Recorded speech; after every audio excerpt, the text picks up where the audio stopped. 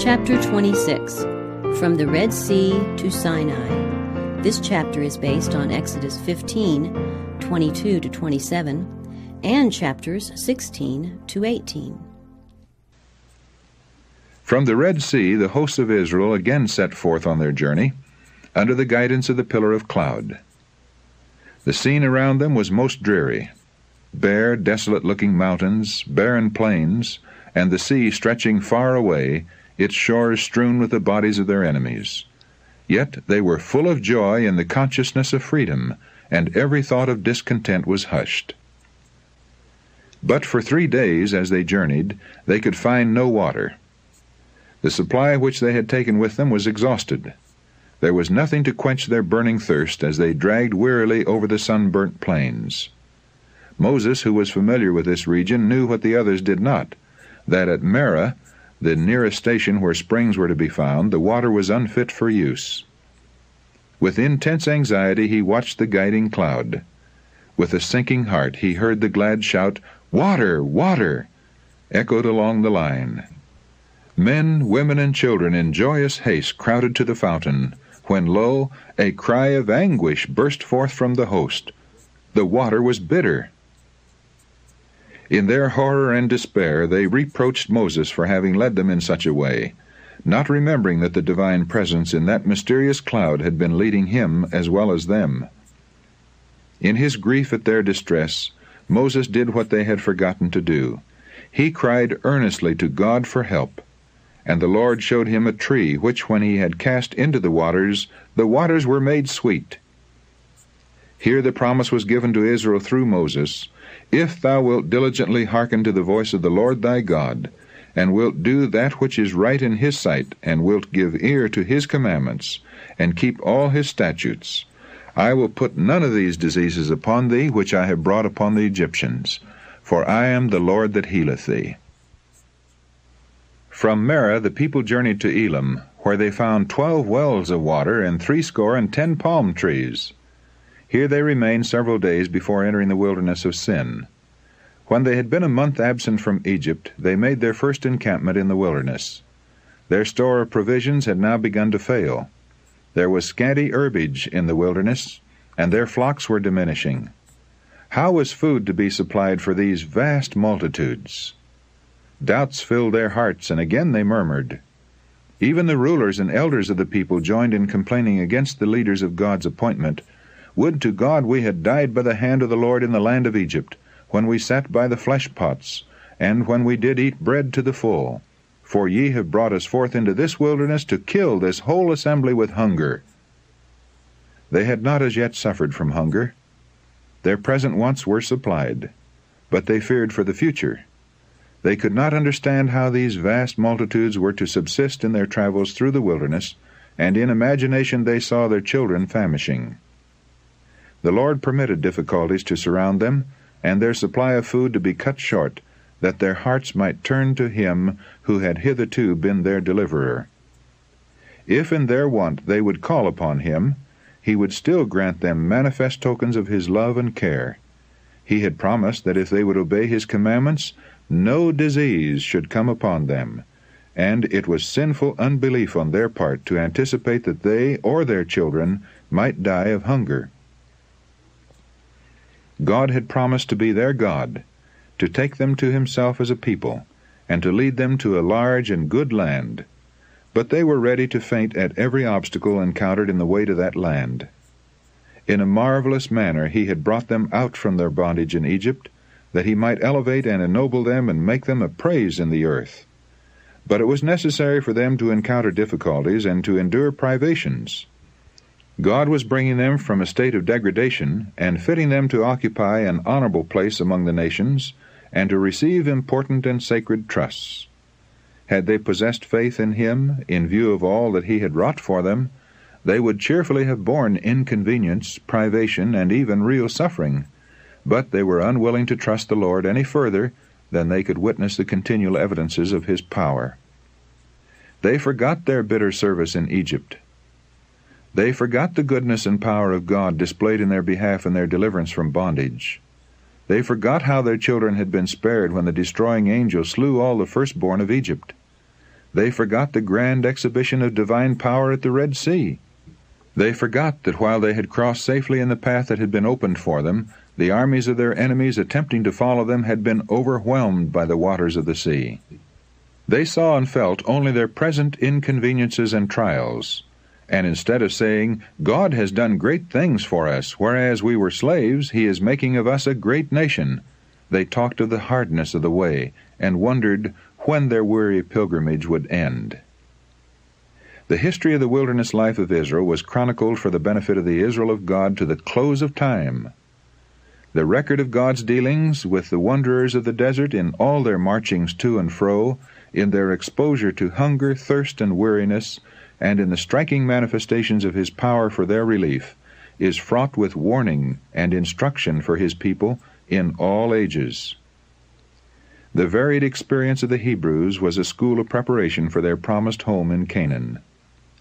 God would have His people in these days review with a humble heart and teachable spirit the trials through which ancient Israel passed, that they may be instructed in their preparation for the heavenly Canaan. Many look back to the Israelites and marvel at their unbelief and murmuring, feeling that they themselves would not have been so ungrateful. But when their faith is tested, even by little trials, they manifest no more faith or patience than did ancient Israel. When brought into strait places, they murmur at the process by which God has chosen to purify them. Though their present needs are supplied, many are unwilling to trust God for the future, and they are in constant anxiety lest poverty shall come upon them, and their children shall be left to suffer. Some are always anticipating evil, or magnifying the difficulties that really exist, so that their eyes are blinded to the many blessings which demand their gratitude. The obstacles they encounter, instead of leading them to seek help from God, the only source of strength, separate them from Him, because they awaken unrest and repining.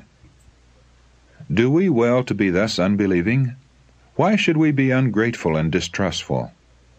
Jesus is our friend. All heaven is interested in our welfare, and our anxiety and fear grieve the Holy Spirit of God. We should not indulge in a solicitude that only frets and wears us, but does not help us to bear trials. No place should be given to that distrust of God which leads us to make a preparation against future want the chief pursuit of life, as though our happiness consisted in these earthly things. It is not the will of God that His people should be weighed down with care. But our Lord does not tell us that there are no dangers in our path. He does not propose to take His people out of the world of sin and evil, but He points us to a never-failing refuge. He invites the weary and care-laden, "Come unto me, all ye that labor and are heavy laden, and I will give you rest." Lay off the yoke of anxiety and worldly care that you have placed on your own neck, and take my yoke upon you, and learn of me, for I am meek and lowly in heart, and ye shall find rest unto your souls. Matthew chapter 11, verses 28 and 29. We may find rest and peace in God, casting all our care upon Him, for He careth for us. See 1 Peter chapter 5, verse 7. Says the Apostle Paul, "Take heed, brethren, lest there be in any of you an evil heart of unbelief, in departing from the living God." Hebrews chapter 3, verse 12. In view of all that God has wrought for us, our faith should be strong, active, and enduring. Instead of murmuring and complaining, the language of our hearts should be, "Bless the Lord, O my soul, and all that is within me, bless His holy name. Bless the Lord, O my soul, and forget not all His benefits." Psalm 103, verses 1 and 2. God was not unmindful of the wants of Israel. He said to their leader, "I will rain bread from heaven for you." And directions were given that the people gather a daily supply, with a double amount on the 6th day, that the sacred observance of the Sabbath might be maintained. Moses assured the congregation that their wants were to be supplied. "The Lord shall give you in the evening flesh to eat, and in the morning bread to the full." And he added, "What are we? Your murmurings are not against us, but against the Lord." He further bade Aaron say to them, Come near before the Lord, for he hath heard your murmurings. While Aaron was speaking, they looked toward the wilderness, and behold, the glory of the Lord appeared in the cloud. A splendor such as they had never witnessed symbolized the divine presence. Through manifestations addressed to their senses, they were to obtain a knowledge of God. They must be taught that the Most High, and not merely the man Moses, was their leader, that they might fear his name and obey his voice. At nightfall, the camp was surrounded by vast flocks of quails, enough to supply the entire company. In the morning there lay upon the surface of the ground a small round thing, as small as the hoarfrost. It was like coriander seed, white. The people called it manna. Moses said, This is the bread which the Lord hath given you to eat. The people gathered the manna, and found that there was an abundant supply for all. They ground it in mills, or beat it in a mortar, and baked it in pans, and made cakes of it. Numbers chapter 11, verse 8. And the taste of it was like wafers made with honey. They were directed to gather daily an omer for every person, and they were not to leave of it until the morning. Some attempted to keep a supply until the next day, but it was then found to be unfit for food.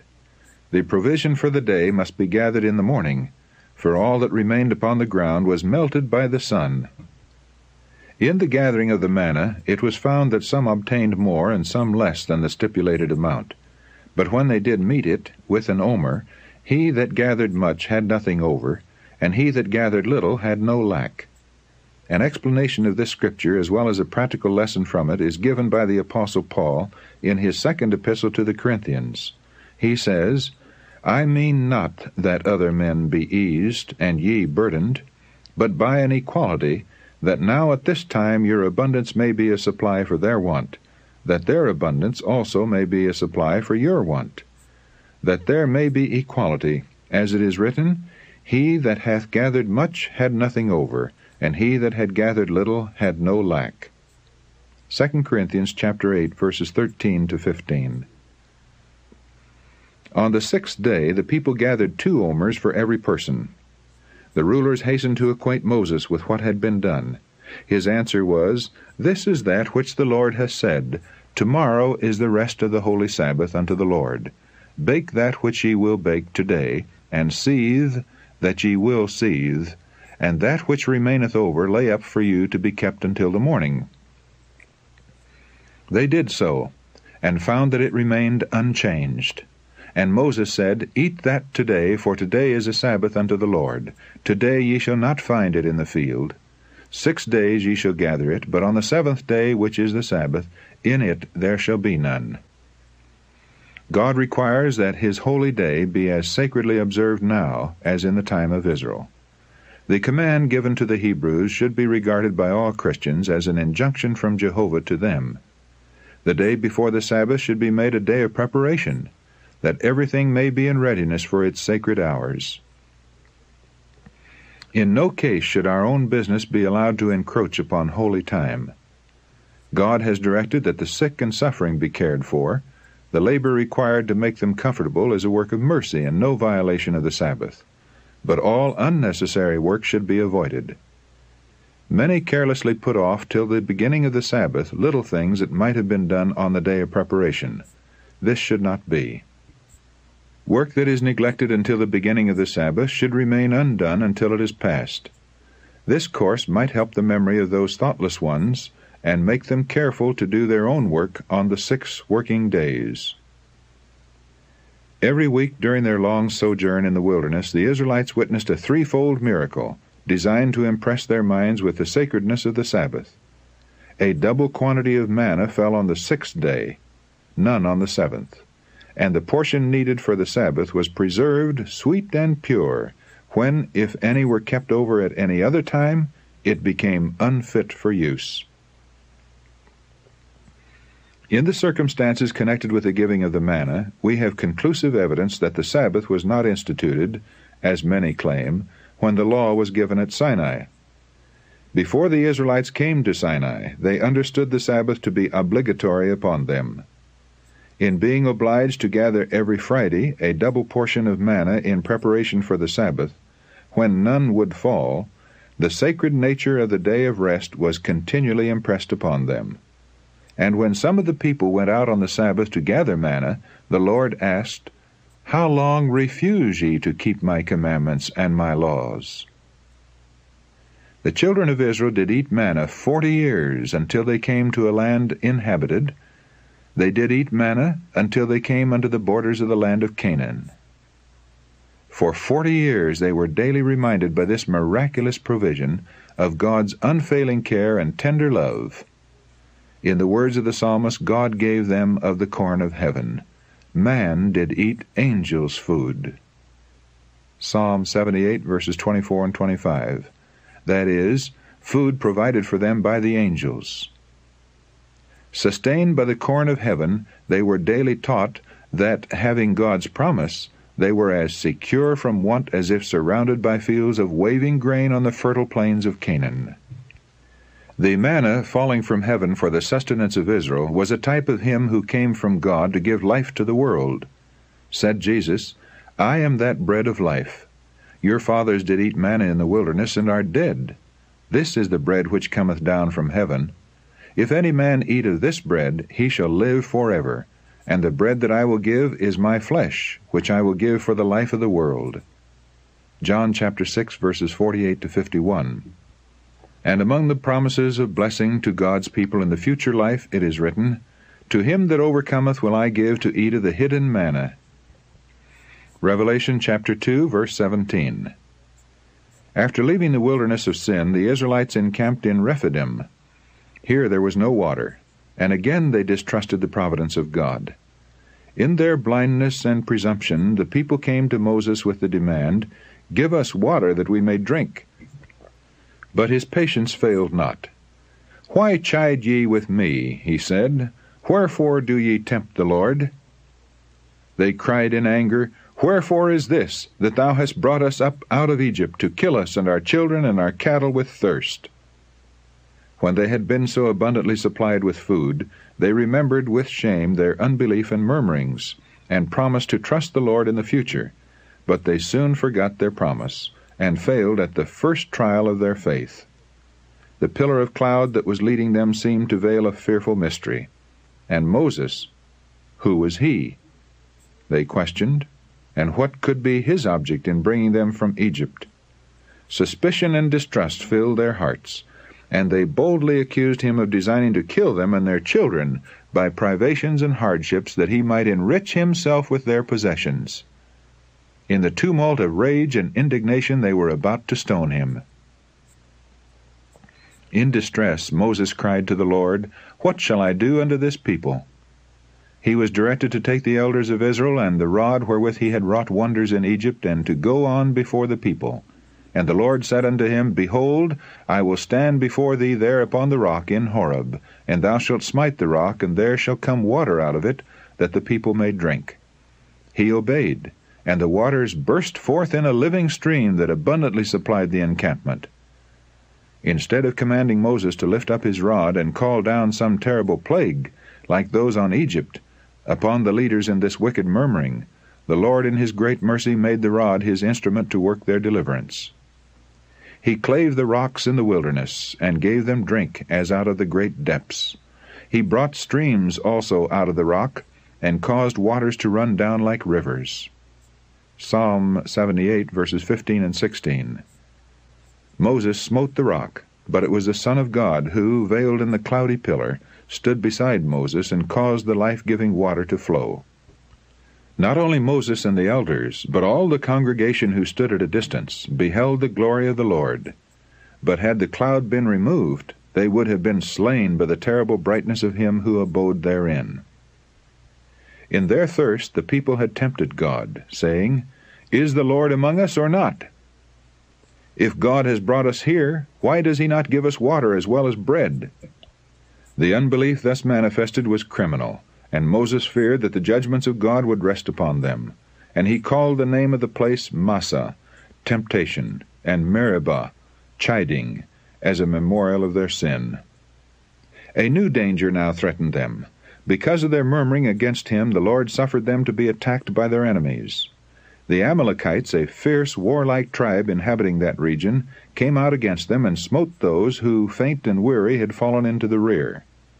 Moses, knowing that the masses of the people were unprepared for battle, directed Joshua to choose from the different tribes a body of soldiers, and lead them on the morrow against the enemy, while he himself would stand on an eminence near by, with the rod of God in his hand.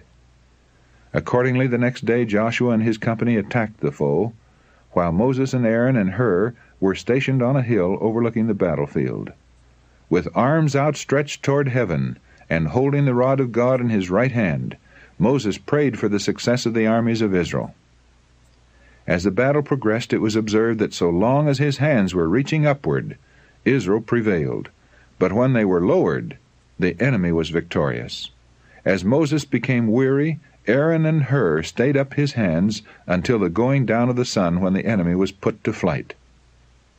As Aaron and Hur supported the hands of Moses, they showed the people their duty to sustain him in his arduous work, while he should receive the word from God to speak to them. And the act of Moses also was significant, showing that God held their destiny in his hands. While they made him their trust, he would fight for them and subdue their enemies. But when they should let go their hold upon him and trust in their own power, they would be even weaker than those who had not the knowledge of God, and their foes would prevail against them. As the Hebrews triumphed when Moses was reaching his hands toward heaven and interceding in their behalf, so the Israel of God prevail when they by faith take hold upon the strength of their mighty helper. Yet divine strength is to be combined with human effort. Moses did not believe that God would overcome their foes while Israel remained inactive. While the great leader was pleading with the Lord, Joshua and his brave followers were putting forth their utmost efforts to repulse the enemies of Israel and of God. After the defeat of the Amalekites, God directed Moses, "Write this for a memorial in a book, and rehearse it in the ears of Joshua, for I will utterly put out the remembrance of Amalek from under heaven." Just before his death, the great leader delivered to his people the solemn charge, "Remember what Amalek did unto thee by the way, when ye were come forth out of Egypt, how he met thee by the way, and smote the hindmost of thee, even all that were feeble behind thee, when thou wast faint and weary, and he feared not God. Thou shalt blot out the remembrance of Amalek from under heaven. Thou shalt not forget it." Deuteronomy chapter 25, verses 17 to 19. Concerning this wicked people, the Lord declared, "The hand of Amalek is against the throne of Jehovah." Exodus chapter 17, verse 16, margin. The Amalekites were not ignorant of God's character or of his sovereignty, but instead of fearing before him, they had set themselves to defy his power. The wonders wrought by Moses before the Egyptians were made a subject of mockery by the people of Amalek, and the fears of surrounding nations were ridiculed. They had taken oath by their gods that they would destroy the Hebrews, so that not one should escape, and they boasted that Israel's God would be powerless to resist them. They had not been injured or threatened by the Israelites. Their assault was wholly unprovoked. It was to manifest their hatred and defiance of God that they had sought to destroy his people. The Amalekites had long been high-handed sinners, and their crimes had cried to God for vengeance. Yet his mercy had still called them to repentance. But when the men of Amalek fell upon the wearied and defenseless ranks of Israel, they sealed their nation's doom. The care of God is over the weakest of his children. No act of cruelty or oppression toward them is unmarked by heaven. Over all who love and fear him, his hand extends as a shield. Let men beware that they smite not that hand, for it wields the sword of justice. Not far distant from where the Israelites were now encamped was the home of Jethro, the father-in-law of Moses. Jethro had heard of the deliverance of the Hebrews, and he now set out to visit them and restore to Moses his wife and 2 sons.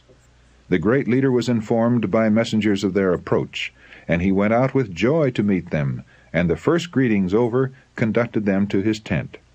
He had sent back his family when on his way to the perils of leading Israel from Egypt, but now he could again enjoy the relief and comfort of their society. To Jethro he recounted the wonderful dealings of God with Israel, And the patriarch rejoiced and blessed the Lord, and with Moses and the elders he united in offering sacrifice and holding a solemn feast in commemoration of God's mercy.